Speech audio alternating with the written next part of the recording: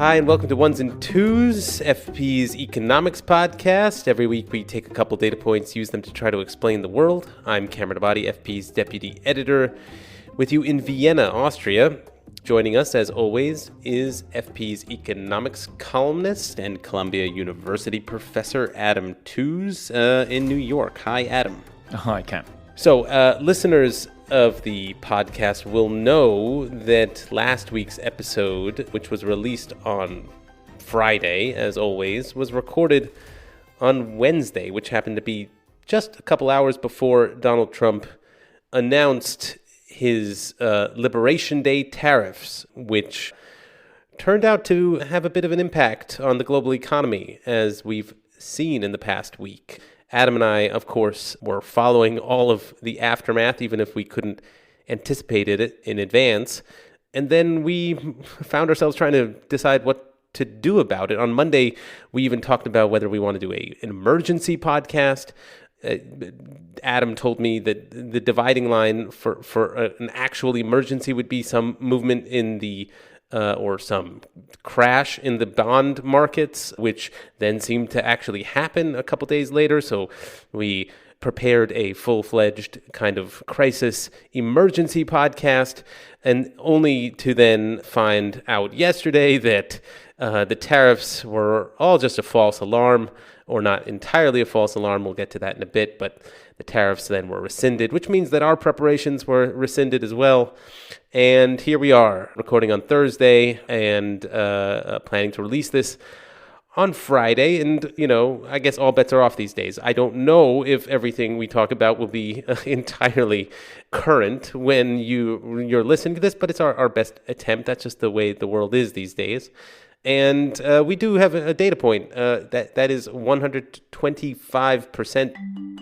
That is the current level of tariffs that have now been imposed on China by the Trump administration.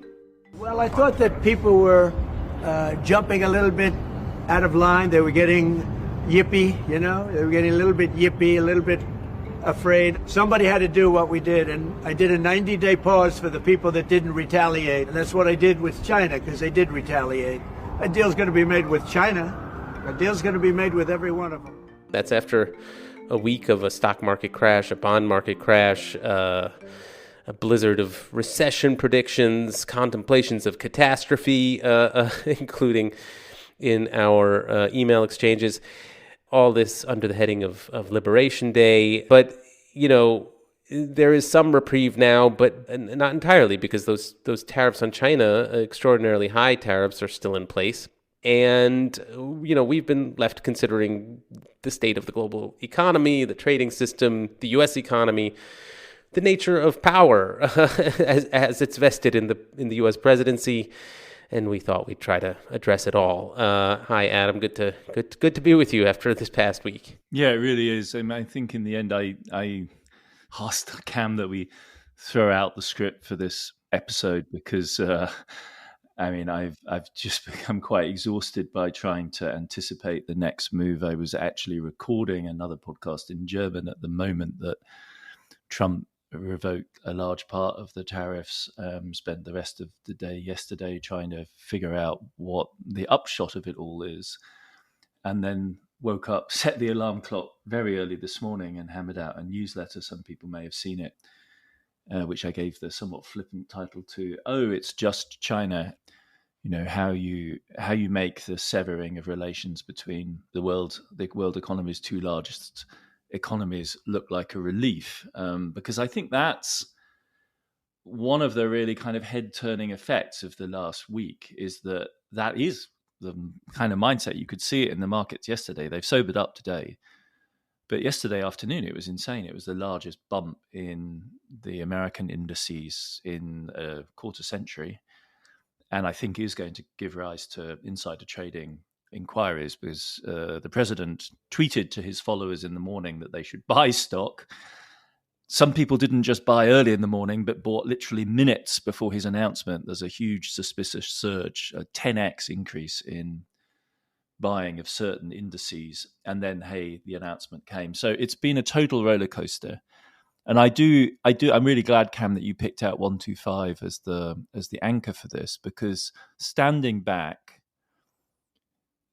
all of the headlines that say he's called it off, he flinched, I'm really quite suspicious of that reading of what's happened. I think, well, first of all, just as a matter of fact, that we have ended up with trade-ending tariffs on the most important axis of the world economy would be, under any other framing, like if you told us at the beginning of the year this is where we were going to end up, we would have thought the sky had fallen. I mean, this is absolute disaster from the point of view of global trade, right? It's a worst case scenario. It's the hardest of hard uncouplings. This is assuming both sides are taking it seriously, and I think from the Chinese side, there's no doubt about that. God knows what the Trump people are doing, and somehow, and I don't think this is merely happenstance. I think if you read, I mean, as a historian, if you just read what Trump and Bessent and people have been saying since last week, I think it's hard to deny that there's an element of deliberation here, which is that they basically put out this big threat last week, which is already discriminatory against China. If you look at the chart that Trump was waving around the Rose Garden when he announced Liberation Day, China's there right at the top and the next in line in the EU. And those were both of the actors that were most likely to react with retaliation. And from the very beginning, and they're both players which the Americans, the Trump administration, are only too happy to be in a trade war with, a shooting trade war.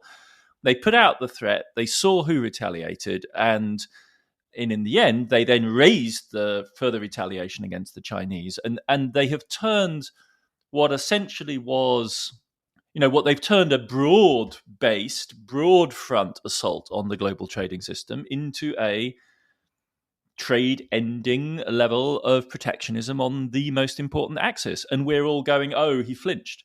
And I don't get it.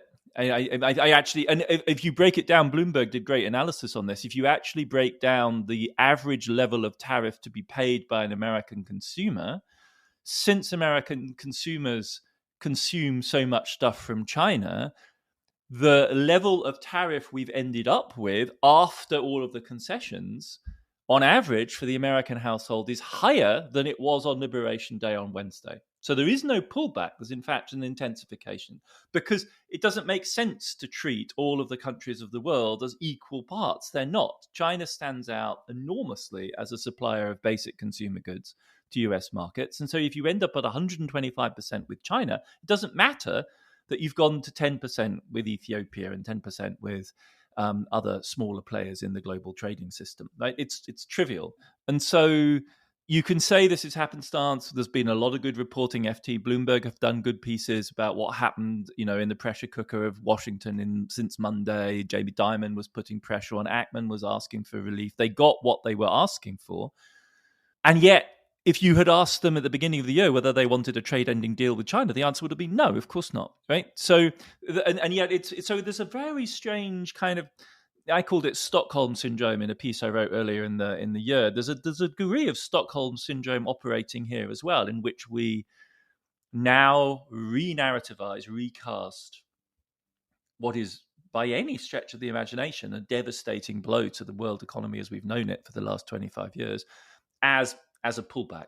Yeah, you draw attention to a few things that I've been thinking about as well. I mean, one is where this has ended up, right? The tide has gone out, and what's left behind is decoupling with China. That's a great way of putting it. Yeah. And as you also alluded to, for years we've been having this kind of discourse about trade with China and de-risking as this policy that seemed to sort of have some, mild consensus around it and different degrees of discussing de-risking. And then whenever decoupling came up, it was always in the context of people quickly dismissing it. I was like, well, we're not interested in decoupling from China entirely. Well, we just want to kind of reduce things and de-risk our relationship. But now here we are with decoupling. I mean, like the policy that for years no one was willing to openly back in that way. And so that's one remarkable thing. And, on that, Cam, let's just dig into that a little bit, because I think it brings in another important dimension, which is if you look historically at how that happened, the American strategic conversation, which was always much more hard-edged on China, spoke about decoupling initially. And the Biden people realized that it really freaked Europe out. And the de-risking concept came from Ursula von der Leyen's commission. And the Ursula von der Leyen commission, who's now been reappointed as president of the commission, pitched itself as the political commission and then as the geopolitical commission. And Biden's team really wanted to valorize the European Commission because the Biden people really wanted to treat Brussels as the capital of Europe and the president of the Commission as really the leader of trade policy, international policy. And so they quite deliberately, I think, picked up this term. And it's a very, very rare case of a European buzzword migrating across the Atlantic that way rather than the other way around. And then it was universally adopted. And part of that again, you were so nicely describing of, oh, God, no, of course we don't want decoupling. We're serious people. We want de-risking, was a way of signaling, and we understand the sensibilities of the Europeans and above all the Germans, because the Germans really have skin in the game in a bilateral relationship with China. It's not just soybeans and Boeing aircraft. It's a much denser relationship between the German manufacturing economy and China. And the government in Berlin, which the Biden people were very keen to work closely with, led by the SPD then, has a very deep stake in that industrial connection, even down at the level of individual firms. And so that's where the de-risking thing came from. And as you say, it's just gone completely out the window now. And can I ask, though, briefly, was that debate at the time mostly a terminological one? Like, was anyone really in the Biden camp interested in ending trade with China? I mean, or was this really a debate about the word to apply to the policy? No, I think there were people. I mean, there was a pro-labor division within the Biden camp that was maybe closer to the Trump people, because when you look at actual numbers of employment, you'd have to do pretty comprehensive protectionism to actually make a difference.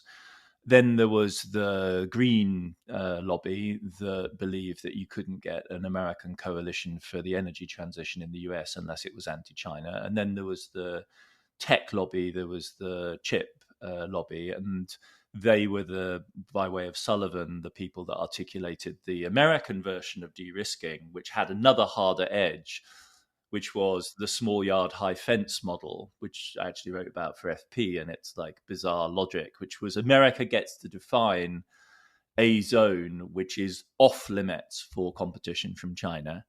And in the rest of it, Janet Yellen would, graciously concede China was free to, pursue its economic development and growth without challenge from the US. But if it strayed into these areas of hard national security interest, then it would be regarded as a threat and should expect American sanctions.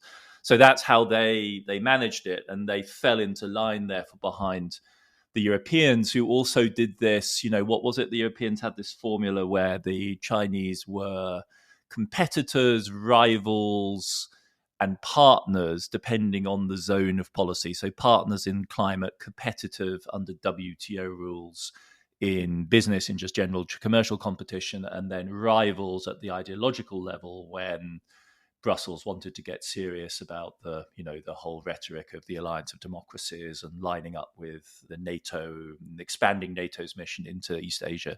So yes, there's been a variety of different kind of conceptualizations of this relationship, and now it's been replaced by 50%, 80%, 100%, 125%. And then they asked him about could you go high? And he said, I don't actually think so. I think maybe at 125%, we've kind of topped out. Yeah, I mean, exactly. It seemed like all of the differences before, they were real between Europe and America and thinking about this relationship and what it ought to be, but they were differences of degree, in degrees of de-risking, and this seems qualitatively different. It's staggering. I mean, it's really hard to think of any significant trading relationship of this scale that has ever been. I mean, sanctions against Russia were not this effective. I mean, to be honest, because 125% tariff is just that's game ending. I guess this brings up the other thought that your initial, response triggered, which is we talked last week about, the process of Trump's policymaking. And we kind of talked about the absurdity of it, of Trump's being solely responsible for determining tariff rates, etc., and the disorganization behind it. And, looking back, I think that was, rightly dismissive in one way, but in another way, I wonder, looking back, like at the process and the tactics involved in all of this, like it sounds to me, because I feel this way almost, and whether one should be kind of impressed by how Trump applies power in a morally neutral way. I mean that. I just mean like this kind of the degree of, I don't know, the degree of volatility he has imposed on the world. I mean, like the idea of using the power he has to create facts and then see what happens.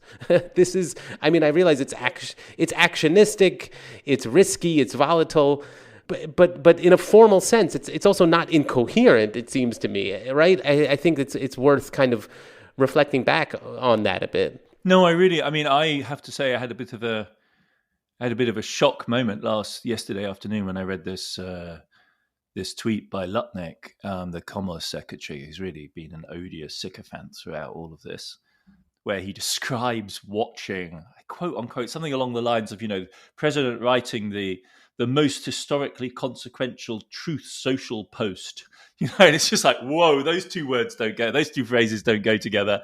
And then you realize the whole thing was really about China.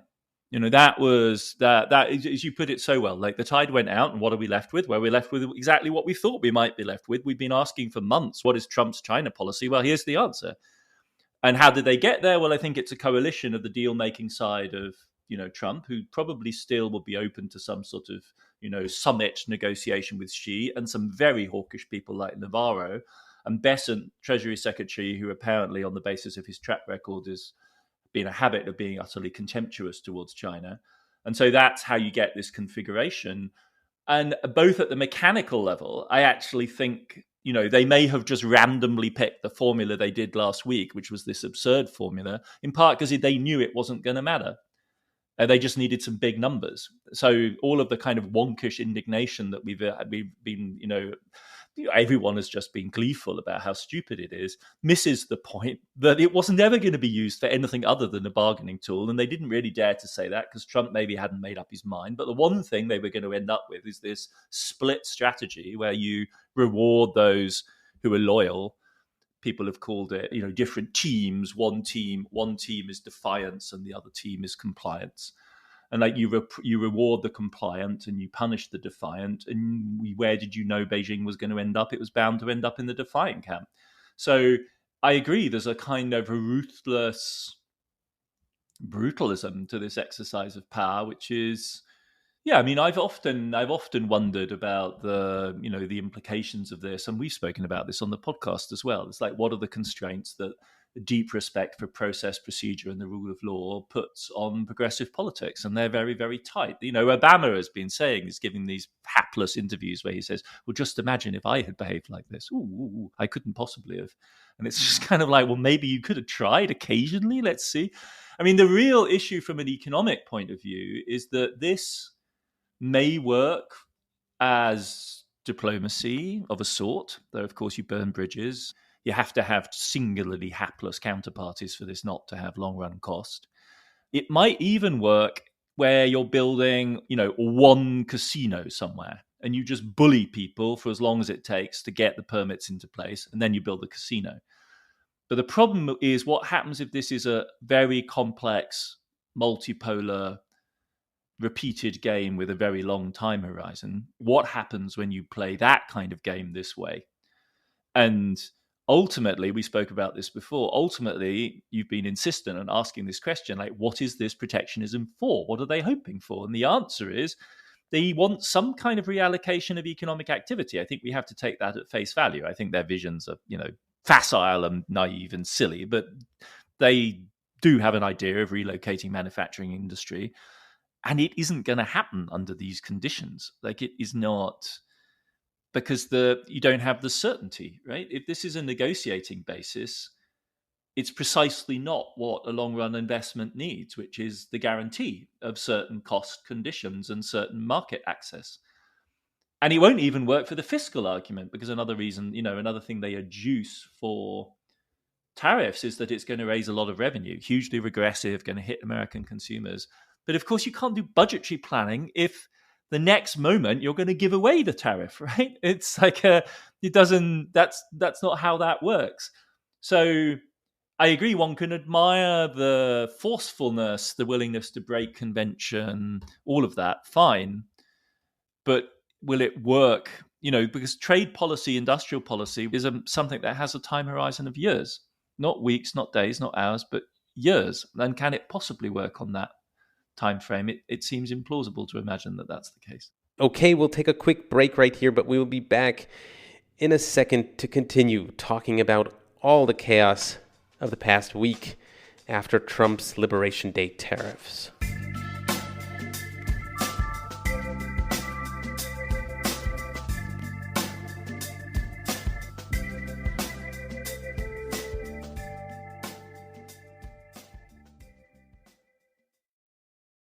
I guess to consider some of the other potential rationales at work.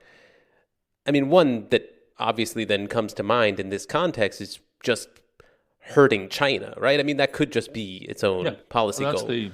I mean, hurting China and maybe hurting oneself in the process, but hopefully hurting China more than one hurts oneself. I mean, that's not an incoherent goal of its own, and probably like the kind of Occam's razor kind of goal that emerges from the current policy. Yeah, I mean, if you were really cynical, you'd say, look, if you really wanted to decouple and you were serious about absolute decoupling, it was always going to produce a stock market shock. So why not wrap it as part of something that you can then, in fact, pull back on? So wrap it as a bigger shock, generate a bigger shock, and then once you are moving forward and the Chinese have escalated, and there were all those rather telling tweets last week saying, oh God, the Chinese have screwed up, they panicked, this is what they precisely shouldn't have done, they've fallen into our trap.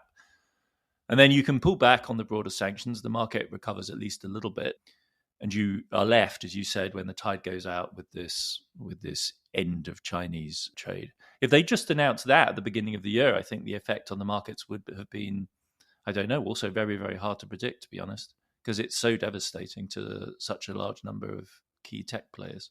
I mean, the rationale that is then, though brought up by some of the people around Trump, though not Trump himself, is this idea less of, directly stimulating manufacturing in America than using tariffs to kind of restructure the global monetary system. This comes up in the context of, the so-called Mar-a-Lago Accords that could kind of change the value of the US dollar. I mean, what is that vision that is sometimes spread by the people around Trump? Yeah, so we've spoken about this a couple of times on the show. If you're looking for rationales for protectionism, one would be a kind of just national chauvinist who can't stand the fact that Chinese make all this stuff. Another one would be a kind of, tech-based national security logic. It's not safe for them to be making the chips, whatever.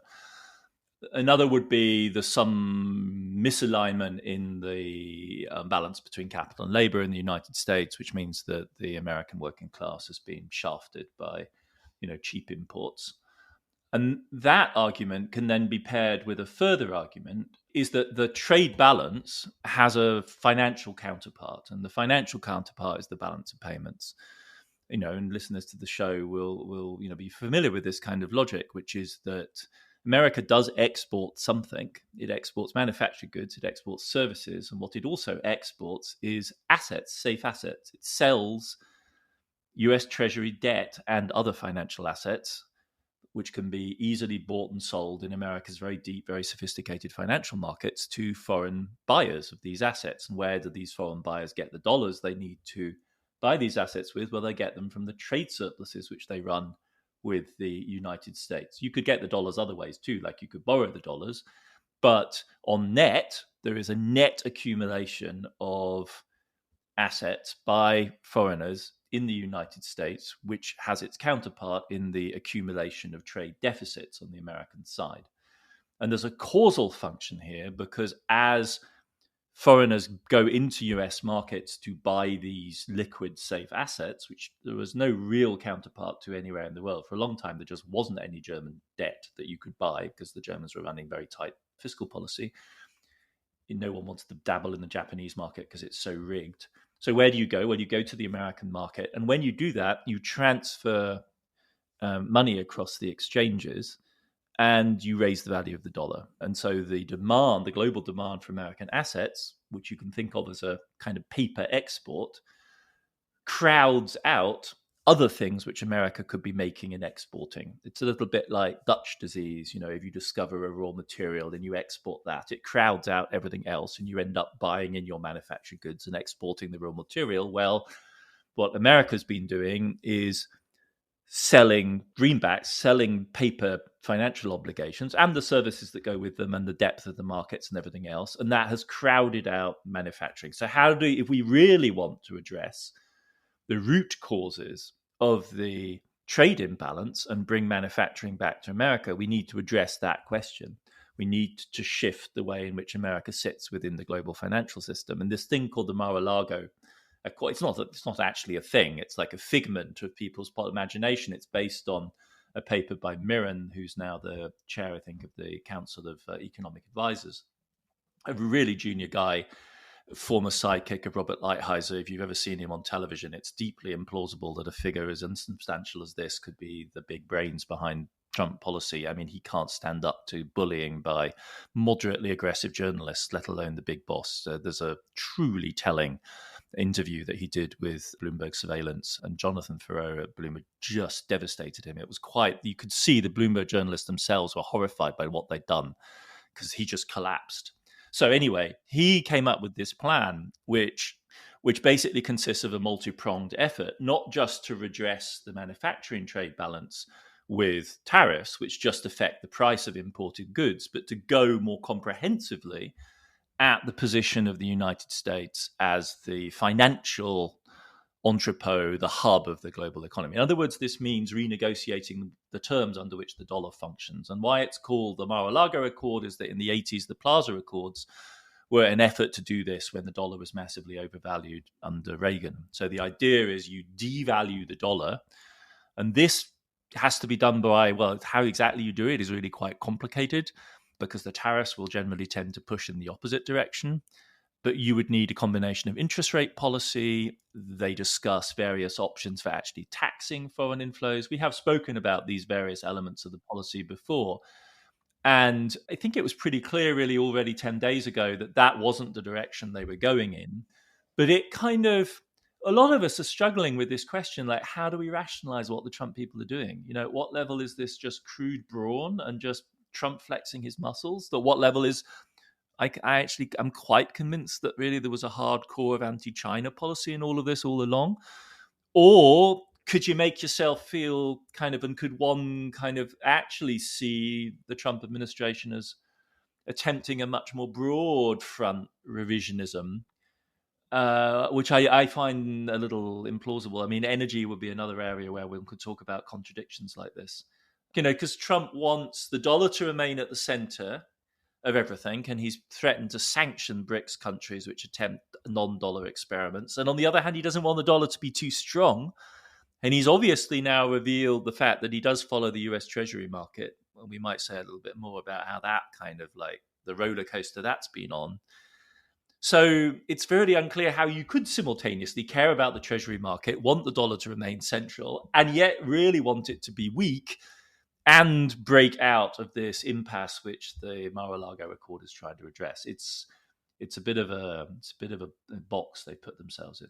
Yeah, it seems hard to credit this Mar-a-Lago Accord idea as motivating this tariff policy. And if you look at Trump's own commitment to tariffs, I mean, he does seem genuinely committed to tariffs as a concept, and that tariffs are good as a tool, but for what purpose, I think it does get harder to understand. And he clearly wants or would prefer that America have surpluses, trade surpluses with other countries. I mean, all things being equal. And I'm just curious, what vision of a macroeconomy would he have in his mind there? I mean, is he actually envious of China? Is that really the way to put it? I mean, China is a country with surpluses, or Germany, a country with surpluses, trade surpluses. Is that what he actually wants America to be? It's not that he's, abstractly angry at them. He's angry because he wants to be those countries, and even if it means achieving those surpluses with kind of grinding austerity at home, and no real kind of public investment, etc. But does he kind of want to be China? Is that actually what's motivating this? I think it's very puzzling. I mean, I think in fairness to him, I think he doesn't talk much about America generating surpluses. I mean, thank God, because that would be like the height of self-deception. I mean, the phrase they use is balanced trade, and that's not an unreasonable thing to want in general, right? I agree with Pettis and Klein and everyone else that says that the giant chronic trade surpluses of the Europeans in particular, there's no good excuse for them, and it's a reflection of fundamental imbalance in their policy mix. And at least as much, Orwellian delusion about what makes economies tick than anything the Trump people exhibit. I mean, the way the Germans talk about their trade surplus is frankly, is utterly self-deluding. So I think the aim of the game is balanced trade, fair trade. It's that kind of notion. But what that points to in him is less a kind of coherent macroeconomics than some sort of, where I totally agree with you, is kind of like a wounded pride, it's an ego thing. And I think, I was really impressed. There was a book by Charlie Lederman and I think maybe Brendan Sims, his co-author, former friends of mine, colleagues from Cambridge, and they went back in the first Trump presidency, and they went back through Trump's, they just did a good job, workmanlike job of just looking at everything that Trump had ever published and written in his, as he was coming up. And they were able to show that from the late 70s onwards, he was just really shocked by the appearance initially, essentially, of Japanese cars.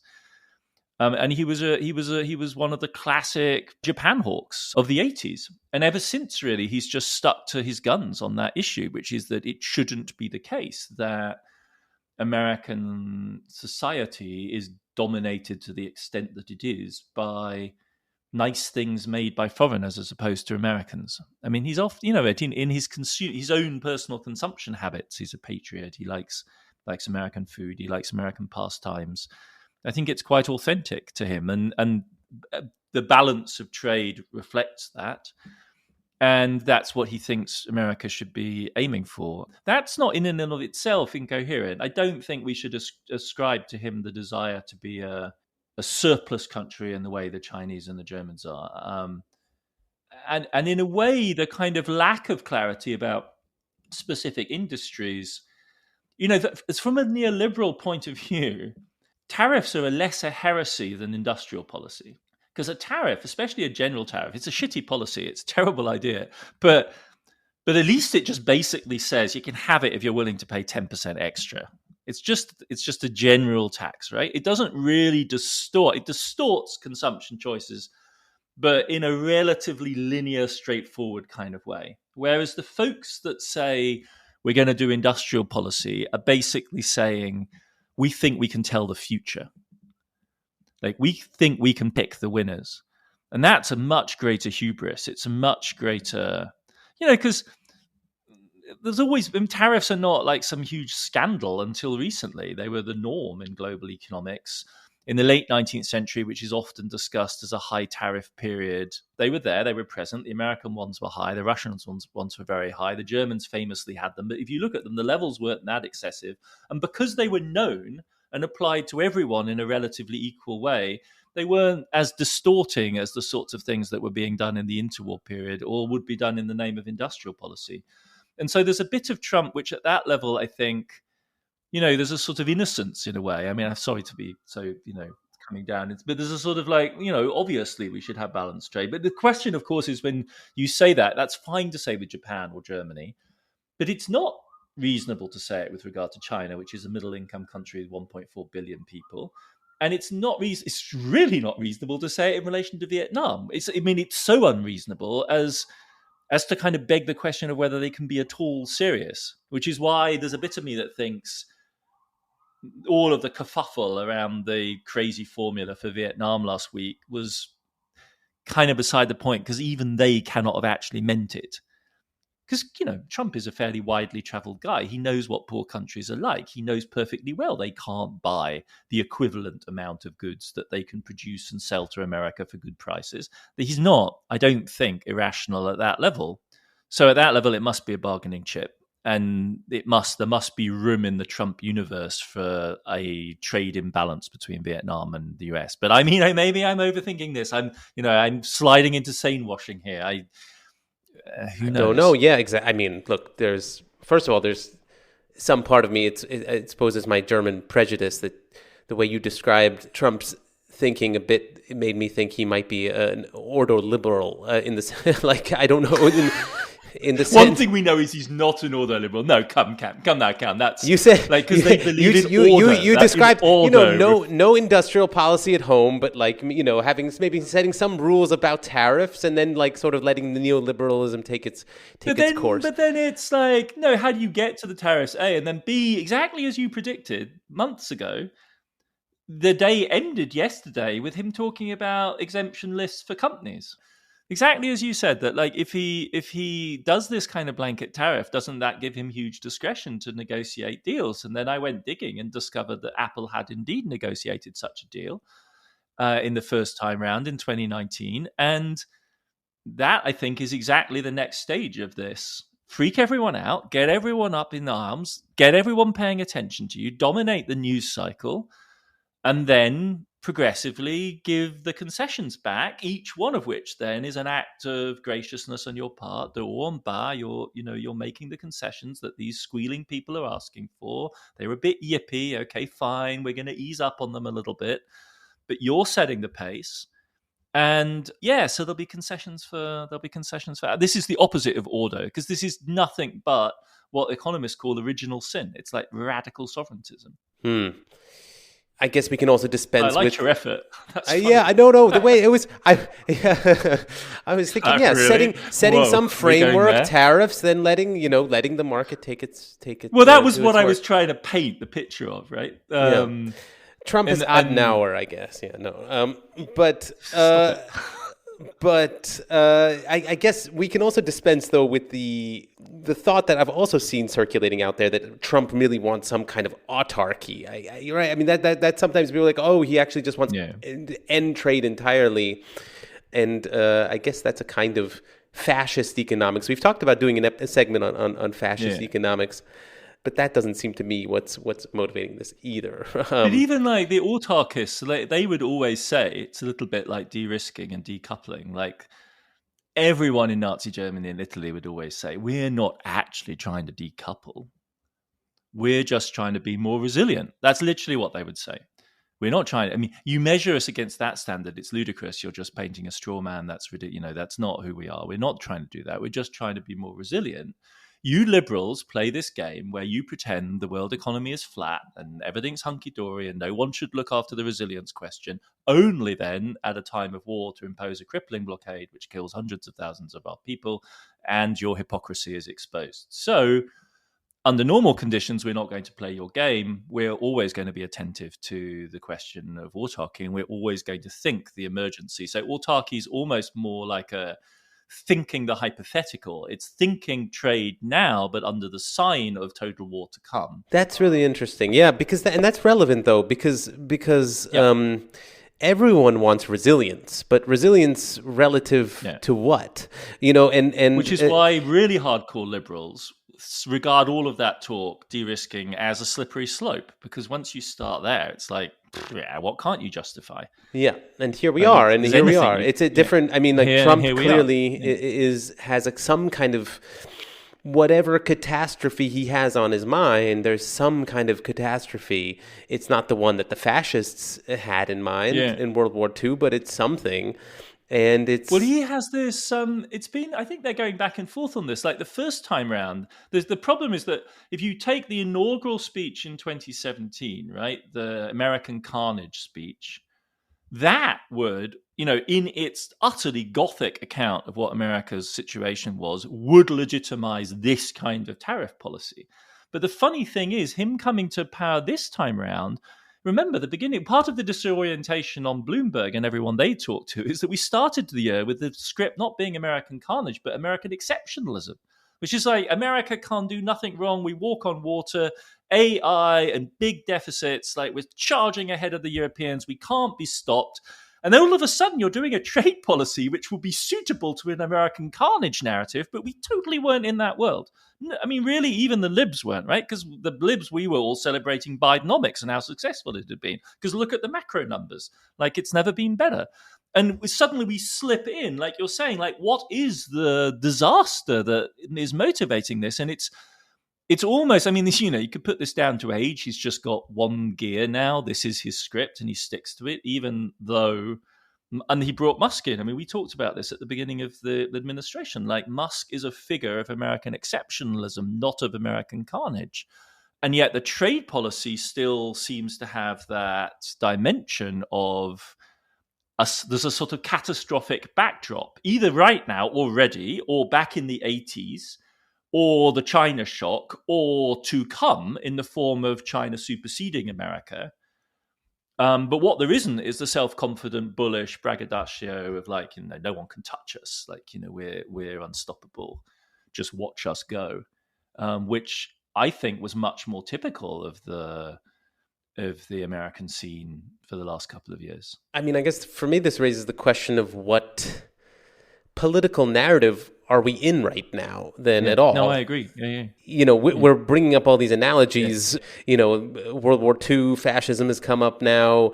And I think we've become accustomed to talking about this as a kind of far-right coalition government.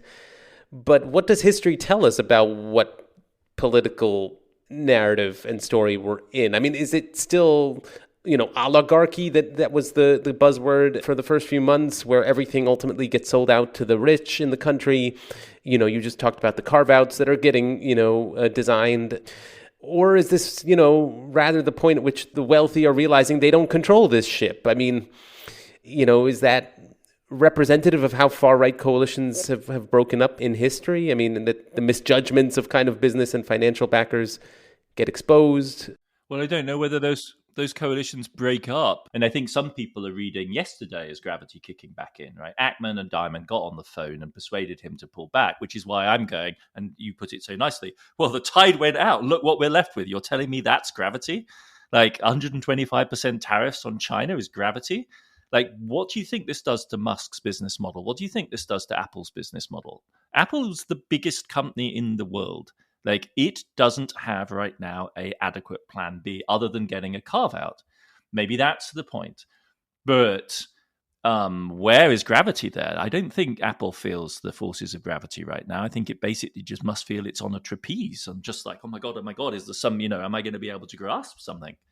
So I think it's a very interesting, really unusual moment, which will require serious historical explanation to understand how this degree of kind of disconnect could happen, essentially, between major business interests in the US. Because it's really difficult, and this is one of the interesting things about, this bout of protectionism, and maybe this is a kind of concluding point. I mean, it's very difficult to think about any historical instance in which the beneficiaries of the protectionism are so hard to pinpoint. I mean, thinking of European protectionism, it's agriculture, it's French farmers. Everyone knows exactly. It's calculated down to the last camembert, exactly how much protection they're getting and why it matters, right? It's dosed out in small rations. And he's going to do 125% on China and tell me who that actually benefits. It's not easy to say. Like, in due course, maybe hypothetically somebody, but was anyone asking for that? No.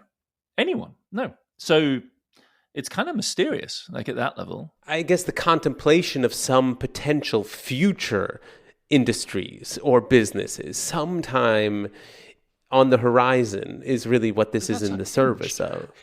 But not any actually existing businesses. Yeah, I mean, and they can't do climate policy. I don't get it. I mean, if you can do economic policy on fumes, essentially, why the hell can't we do like an imaginative energy policy? Because we always say we can't do that because the current interests prohibit it. It's long range. It's about the future. And I completely agree. I think that's a very acute. I mean, insofar as there is a beneficiary, it's like our grandchildren or something. Yeah, I guess we've been talking for a while now. We could wrap this up. This has been...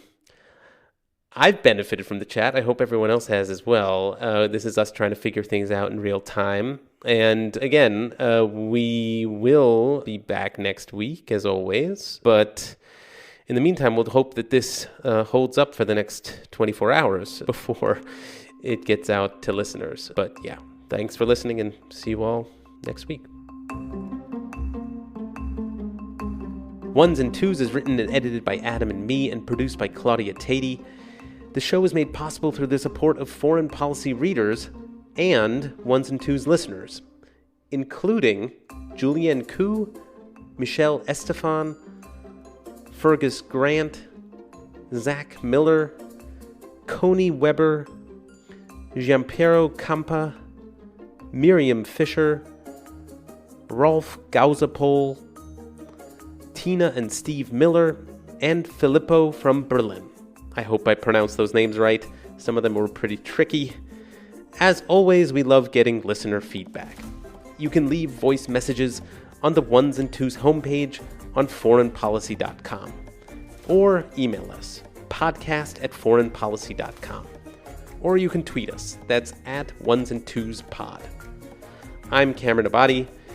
Thanks very much for listening, and we will be back in your feed next week.